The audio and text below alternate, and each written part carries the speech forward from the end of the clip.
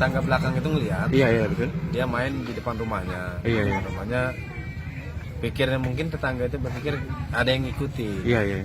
Setelah diikuti, setelah dilihat mungkin nggak ada, saya baru sadar. Saya cari.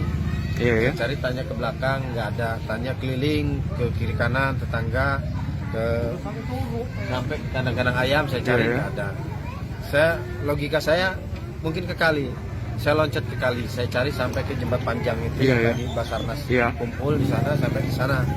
Cuma ya namanya kita nyari posisinya panik, ya yang nggak saya ketemukan, kan nggak ketemu.